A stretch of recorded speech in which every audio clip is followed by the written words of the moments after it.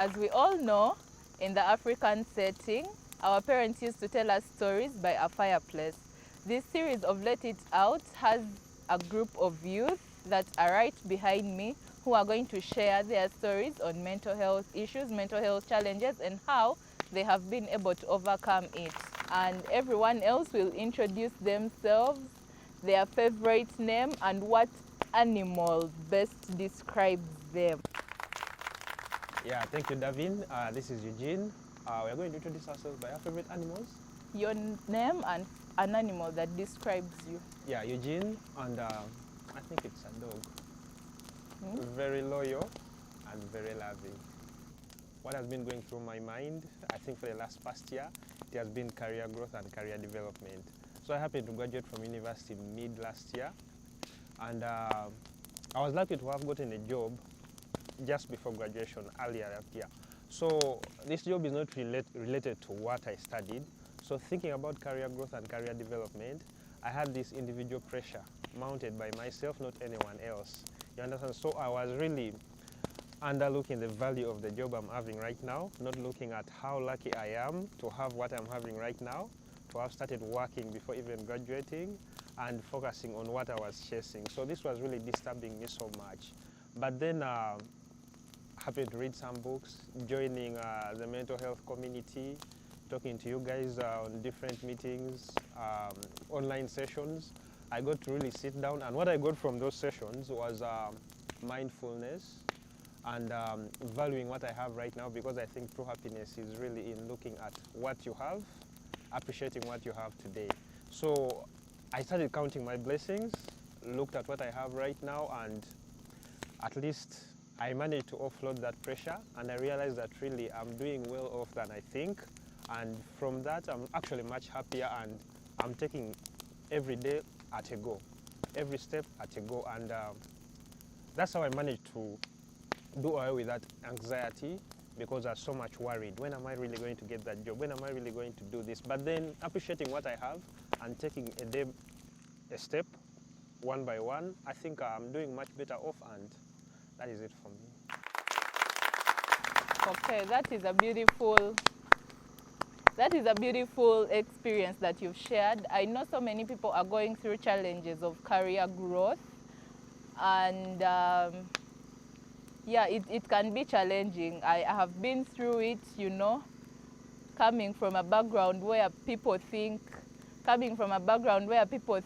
only jobs you can excel in are the white-collar jobs, not knowing that there are other jobs that people do and actually thrive. I really understand, so thank you for sharing your story.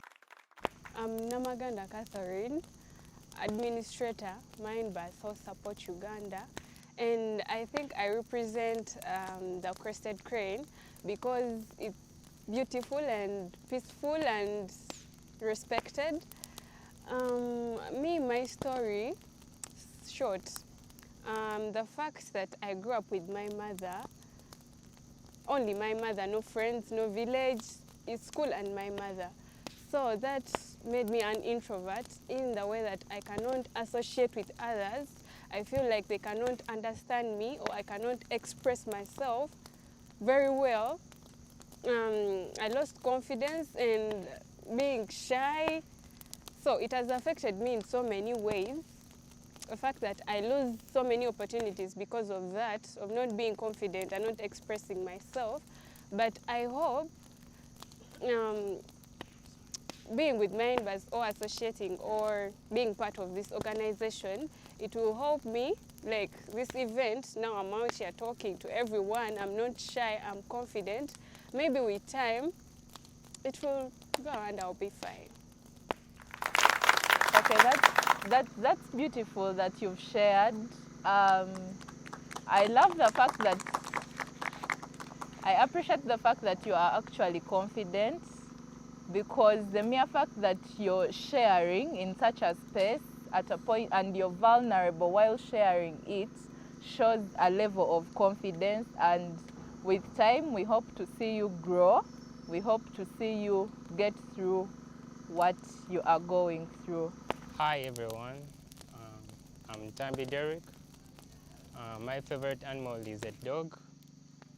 because it is friendly, it is loyal to, it's the best friend to man, let me say. I'm a best friend to everyone, I'm open to everyone. So I'm going to share a story. I'm going to share how COVID affected me as personally. And yeah, we shall see through how about it.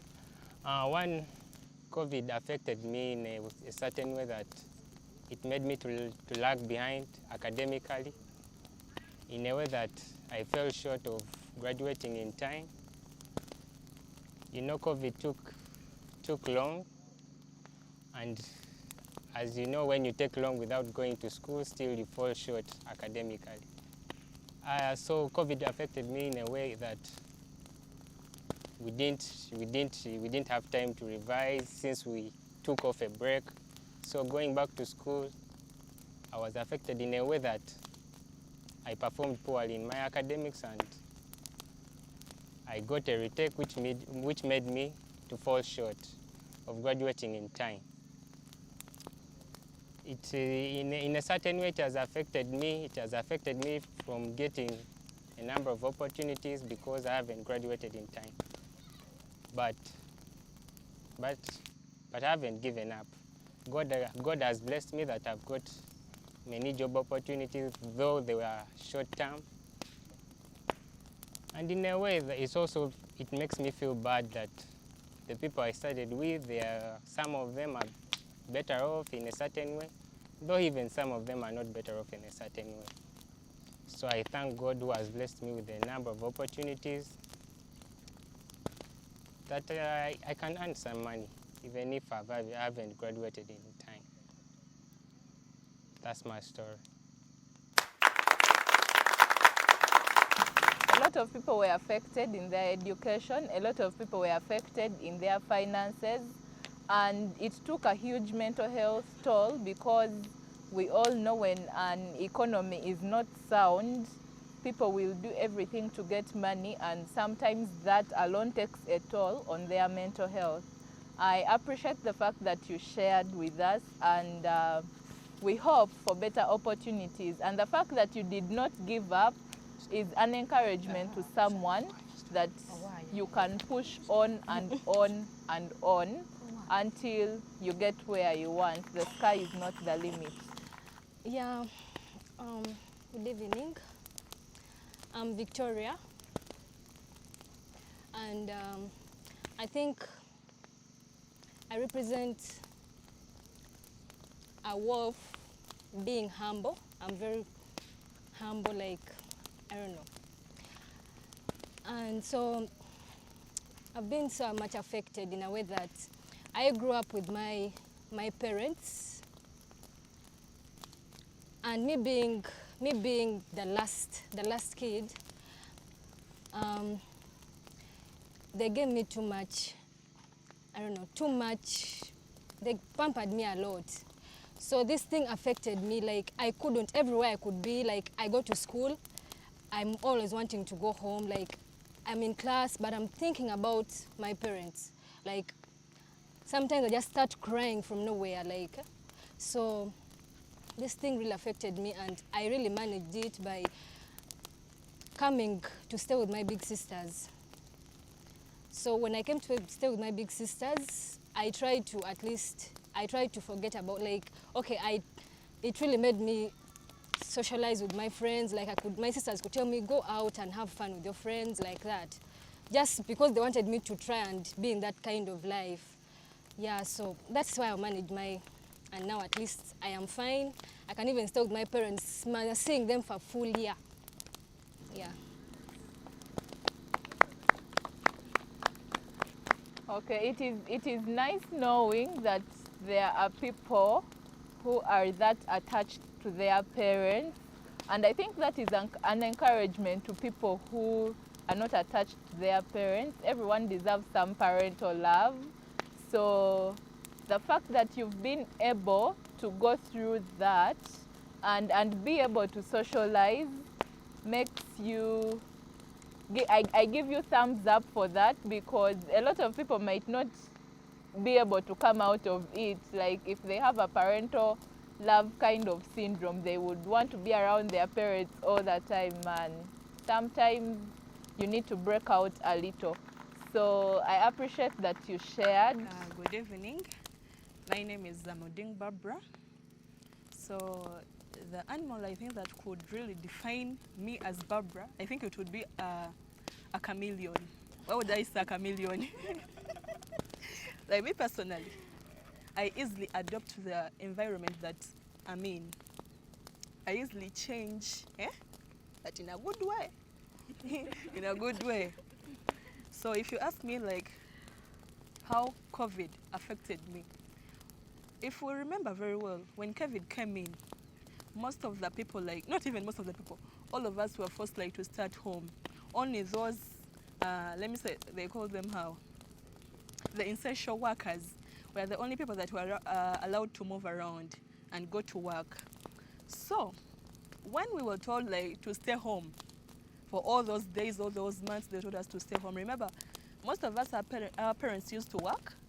They used to go early in the morning, when we were still even in bed, and they come back late at night. They would either come back when you're already asleep or when you're still awake.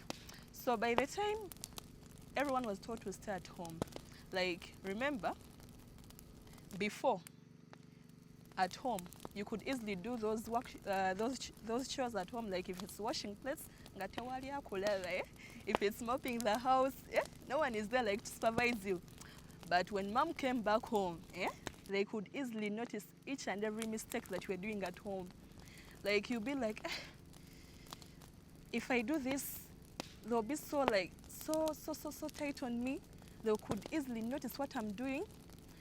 But though I wouldn't talk about that other part that we could always be in fear at home, though it also created that unity amongst us. Like we never used to have that time like to sit all of us, like all my big bros, my sisters, like all of us at home, and we jazz, we laugh, what? But when COVID came in, we also had that chance to sit at home, jazz, we laugh, like it created that unity amongst us. And I also remember when COVID came in, like I had this friend of mine, like she was this first person like I met at campus. By the time I joined campus, she was so close to me. We were like besties, I would say. So when COVID came in, we went back home. Surprisingly, when we were told to go back to school, she never came back. And the reason was that like they had some financial difficulties at home. That's why she wasn't able to come back to school. So to me, I feel like COVID, in a certain way, like it impacted us like negatively and positively, because there are those good things that we learned from COVID when it came through. Most people learned to save. Families like were united, you know. We also had those other parts of it. So that's all I say about COVID. That's a beautiful story. You talk about being supervised, and oh my God, I've faced the wrath of that. Like you're home and everything you're doing, even the way you cook, even the way you cut an onion, someone is saying, no, that is not the way they cut onions. Oh my God, that is beautiful sharing. And about the financial situation, yes, the financial situation took a toll on most homes, but also the good thing that came out of it is people managed to get skills. I personally don't have so many skills, but at least if everything fails, I can bake, and I learned that during COVID. So yeah, I would be glad to do that. Good evening, everyone. My name is Angela.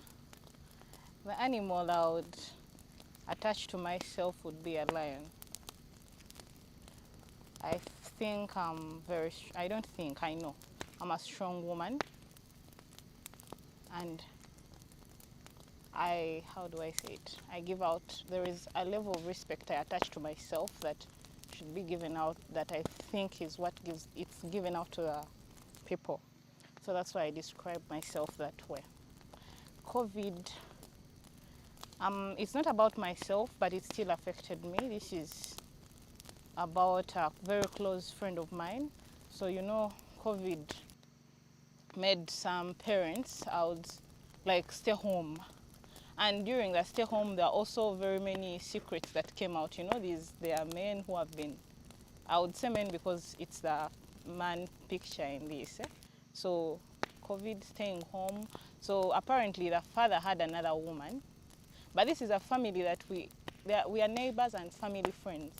So this is a man we always looked up to, you know, like your favorite uncle. There is that respect, really. He was a very respectable man. So apparently he had another family outside. So this business of overstaying home, I think it was clean business before COVID, because you go work, you can say I have maybe a safari or whatever, and they will not know. But now this is home, so when you have a family, there are responsibilities that you've been performing. But there came in COVID, money strains, staying home, so I think he didn't have this chance to go that side. So the calls became calls, and then, okay, the secrets were spilled with time. And this friend of mine, her with me, we always looked up to the dad. He was really a good person. So she finds out, and then instead of the gentleman, should I say he should have accepted maybe or apologized, because it's really not right to ruin a beautiful family. The mother was affected, and actually the mother left home. I say it affected me because from that scenario, just like her, I'm not good with men, really. I have trust issues with them. I have serious trust issues, so I don't think it's right, because there is a man who is good, but personally, because of that, you will not convince me otherwise. Because I've grown up seeing a responsible person. This is an idol. This person I would stand up and say, my role model, you know, and then this whole mess. So serious trust issues with men. Yeah. What I think I'm trying to do to overcome it is maybe change my perception of things. I try to give someone maybe the benefit of the doubt, but I still have that safe space I leave for myself. I can give you the benefit of the doubt, but I'll leave you, it will be friendship level, of course, you know. I can't push it because I feel like the same story was going to happen. I've seen it, so I know it will happen. So it's the trust issues mainly for me. Thank you. Okay, sorry about that. I cannot say I understand, because I totally don't understand. But who are we to judge? We cannot judge. We are all humans sinning differently. But at least you pick out the good and understand that if this person has been able to provide, if this person has been able to do everything they were doing prior, it leaves them some level of respect, yeah, that they deserve. And I don't blame you for not trusting men, but I really hope and pray that with time you get to change your perception, because there are good men out there, of course, and that is what we all pray for. Okay, good evening, friends. I'm Bira Douglas. First, the animal I would prefer to attach myself to. I would also take a lion. It's a brave animal among all the animals in the jungle. About my experience, I'm going to take my experience when I was looking for my first job. This happened after campus. That time when everybody was looking for a job. And so I had two. But this happened with a challenge that I had an impairment or a disability. But firstly, lucky enough, when I was making application, especially these jobs which run online, I got some interviews. I passed through some interviews. If I recall, there have been like around 3, But one of them I got when I was still doing my internship. Like that time when you are doing your last internship, it was basically a school practice. So I was doing an internship, but this is when I started looking for a job. That was around October. That's when I had my first interview. So when I reached the panel, they have never seen a person like me. It was their first time. So they didn't know the experience. They feared to work with me, but that came indirectly.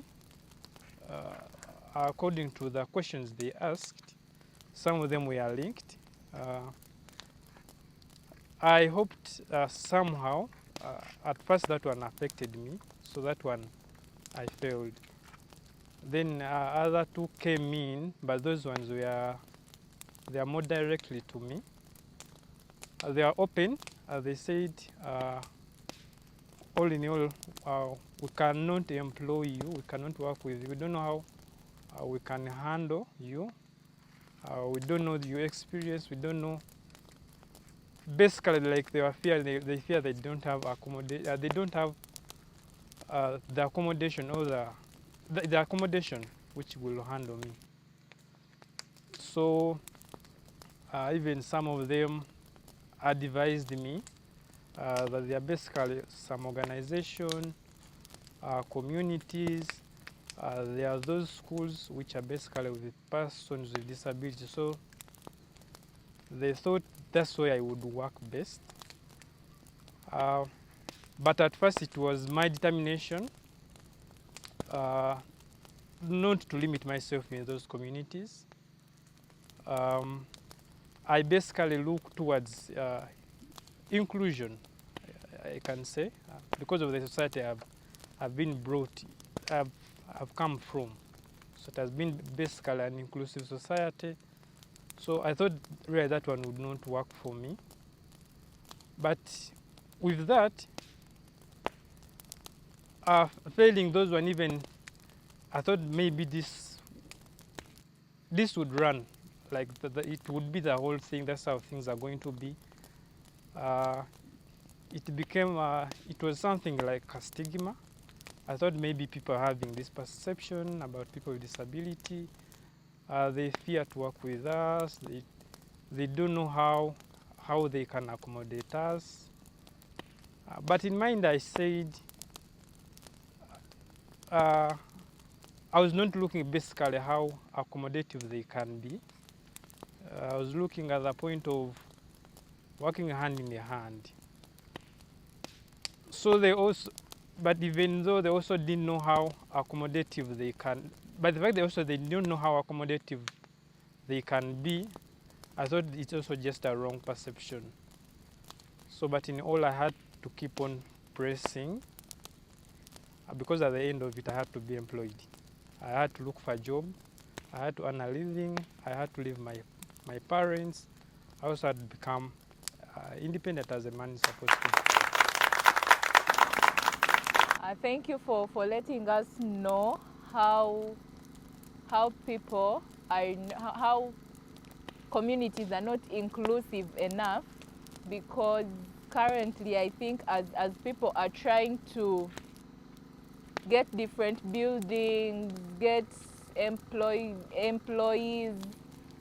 they should have, I believe they should have a system where they can ably include persons with disabilities in terms of having ramps, in terms of having software that persons with visual impairment can use.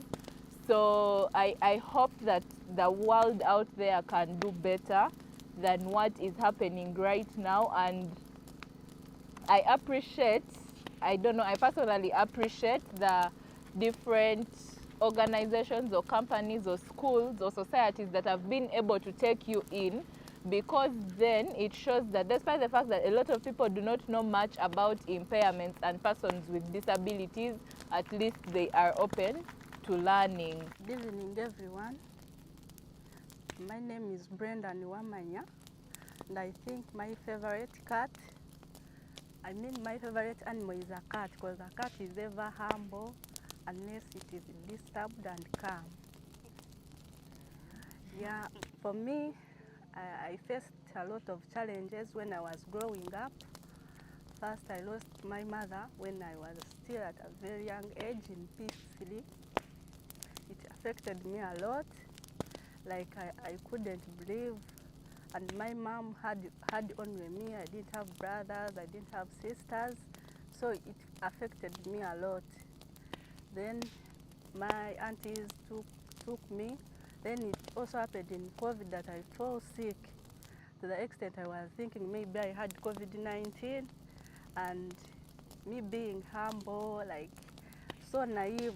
You know, when you don't grow with your parents, there is the way you lack that confidence of speaking to people.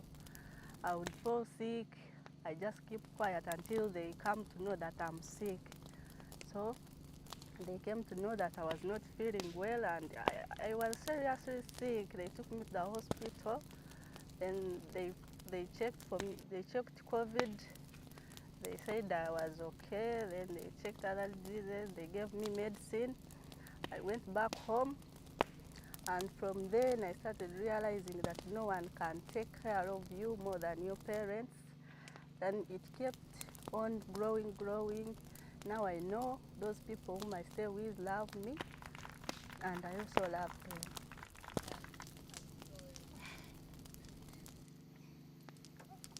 them. Good evening, everyone. My name is Tino Modesta, though I commonly just abbreviate it as Modesta. I think one of the animals that maybe I could say resonates with me is a lion, because I really feel like I'm as brave as it is. I'm not going to say much about it. And okay, one thing I learned about COVID-19, I don't know if maybe it's my own, I don't know if I could call it judgment or my own perception, but I think at some point we need to, okay, like mothers, you know, we're having here a group of ladies and very soon they're going to be mothers, but I feel like at some point we need to have that, okay, like especially when you have a girl child, you need to have some maybe private talks with her. Or maybe, let me say, your daughter tells you there's this and this happening to me. You don't need to just rush and, you know, you tell it to your man or what. And why am I saying this? Remember when we went for COVID, I think that was around March 17, 2020. That's when schools closed, I think around 20, I think around those dates. Some people went back to the village while others stayed within. So I happened to have this friend of mine. Of course, by first year, maybe you have someone like a boyfriend, and yeah, you're into things. So I think she had her boyfriend in the village. So this COVID really paved the way for her to go and meet with a boyfriend. So went back at home, did a lot of nonsense. Okay, I'm going to call it nonsense, but it's not nonsense. Yeah, did a lot of stuff. Things didn't go well, and you know, there is always this panic. Now you are home and maybe you have some delay in your peas. You're almost seeing all the signs in you. So I think with all the panic and what, she felt like some malaria hit her. Now one mistake she did was to open up to the mother that she was pregnant. And then, you know, mothers, of course, they really expect a lot from you. Now you're telling them such a disappointing news, and, you know, instead of taking things in a calm way, maybe first inquire, have you tested? Have you done this and this? Who is the owner? Who's what? Like, at least first interrogate with her and see how you can come out with something before you come out with it. So she got out with the whole issue, immediately called the husband, you know what? Your daughter is like this and this. Immediately, of course, the father called and is like, who's responsible for the pregnancy? Give me your man's number. And you know, sometimes we ladies, we vibe, yeah, we get boyfriends, but sometimes they are useless. You very well know that this boy is taking you nowhere. So even if your father asks for this number, honestly, you're not going to bring out this number, because you know, he may not even if he picks up and just tells you, so-and-so's father, you will of course hang up. So this girl didn't even bother doing anything. She just kept quiet and told the father, "I don't have the guy's number. The guy is nowhere to be seen." From there, we went into COVID. Okay, things didn't seem like it was. She wasn't really pregnant after doing the second test. So when we went back to school, remember the father had already developed too much hatred on her. So he had given up on her, and as other people were trying to, even, there are those people who are looking maybe for tuition, so that when school starts, they just cover up tuition. Now this one, I think he had given up on this. I don't know how he was timing her that moment. He had already given up on this lady, and by the time she was going back to school, there was nothing for her, like completely nothing. So there was a time she called the father, trying to ask him for tuition. Actually, I remember I was with her, but man yapped, and I felt like, yeah, it's like, after, calling someone and you're asking for tuition, then someone tells you, if you know you want to be a prostitute, then be a prostitute. If you know you want to be at school, be at school. Like, he was so aggressive. Then sent her very many text messages like that are so abusive, like very abusive. I was like, for you, one thing you should just do, focus, read your books, because you're not going to get a chance and do the papers. You may get a chance and enter in the exams without paying tuition. So don't let it be a double loss. Just read. If they let you in, you do your papers. If they don't let you in, well and good. You've also tried your best, because it's not you're supposed to pay for your tuition. So yeah, that's what she did, and fortunately, things worked out. So that's why I feel like at some point, as a mother, when your daughter tells you something, be calm, be a woman. You're also a woman, you know how things happen. Even married people, sometimes it's not like you really expect, you want the pregnancy to come. Sometimes it's also a shocking news to people who are married. So just be calm and let things be. Okay, thank you for sharing. Well, good evening. I'm called Mugisha Ivan, and actually I believe it's my first time being in a situation like this one, because even being here was a mistake. I won't call it a mistake, but it's I'm going to use both languages, Luganda and English. I'm going to use both languages because I'm an African. So enda kosa Oluganda n'Oluzungu at the both time. So nze okubeera wano, it wasn't an accident, because I don't believe in accidents happening. But I believe in everything that happens to a human being, it has a reason behind why it happens. When it comes to speaking about your story, sometimes we have long stories to be, but there are some mistakes in life you make. Making a mistake is simple, but correcting that mistake is not easy. Like the way my sister was saying about the pregnancy stuff. So you make a mistake of 5 minutes, then you find yourself that 5 minutes is costing you 5 years. So for me, personally, I have a life whereby it's so spiritual. When it comes to speak about personal life, I believe in human beings being weak, because we live in a world whereby spiritually we're living with other creatures we don't see. You understand? And most of those creatures, they govern, like they control our lives. It's you who makes a decision. I'm living a spiritual life of such a kind, or I'm living a spiritual life of such a kind. That's what they call power of choice. So there are some choices I made in life which I regret, and which I can't. The moment you know I can't turn the past to make you to build a future, instead of relying on the past a lot, just focus on the future. Then for me, I have a life whereby Nessa was I'm in can I call it a box of a lot of problems.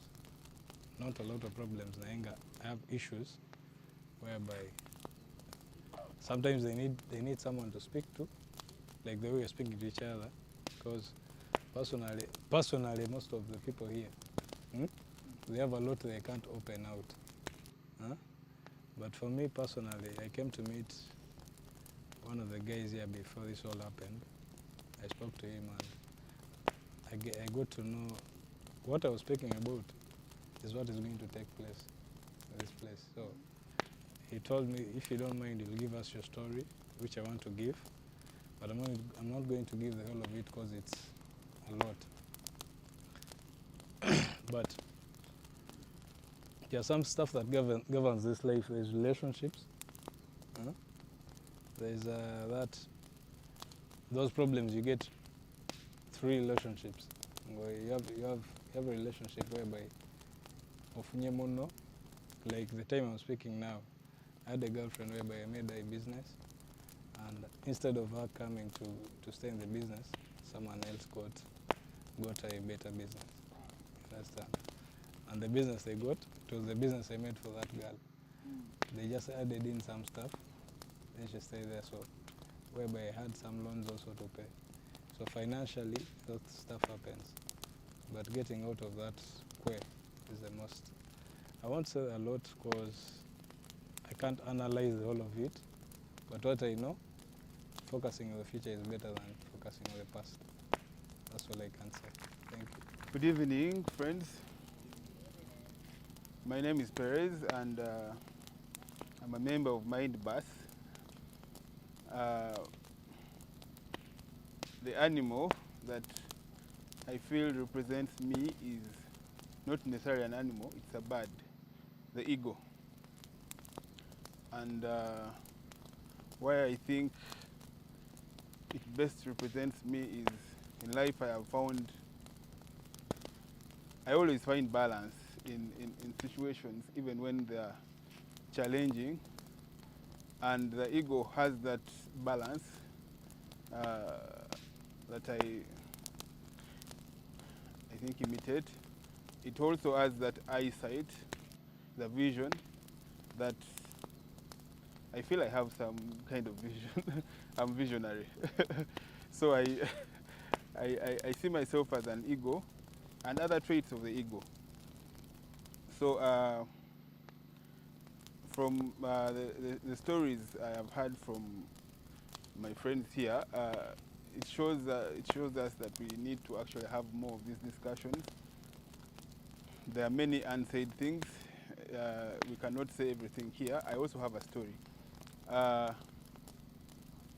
Especially during the COVID period that we are talking about, it gave me an idea to form this organization, to join with other colleagues to form this organization. And it was because of the issues that I went through.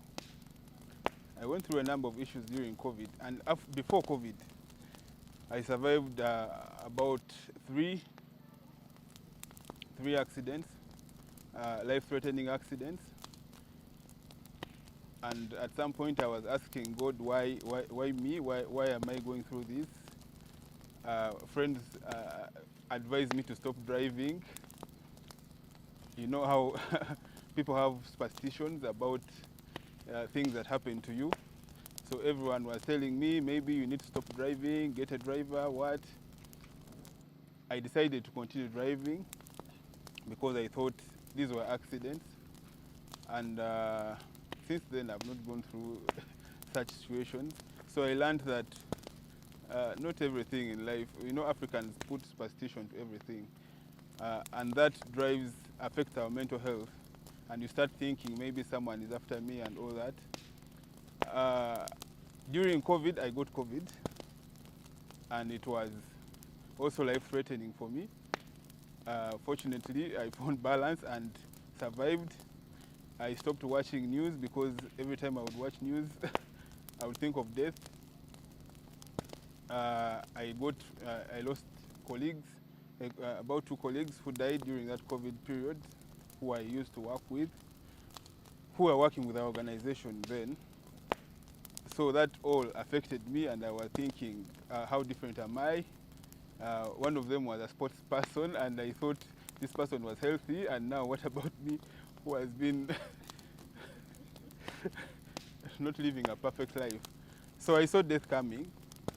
Fortunately, I had a supportive family, and they helped me go through it. I also had friends who lost jobs.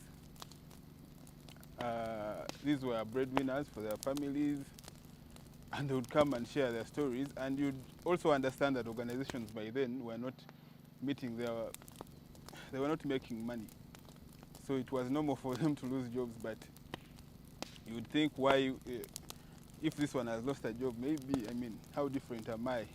But also you would also feel sorry for them because they are going through all this and they are coming to you and you have to help them. So we decided I tried to engage friends to come up with a space to help people who are affected in their mental health. You know, we normally think that before, people thought mental health is about the mad people around moving, people they label as mad. However, I realize that everyone you see moving has a story, a mental health story. So what about form a space for them to share stories like this one? And I'm glad Mindbask came up with this opportunity. Thank you.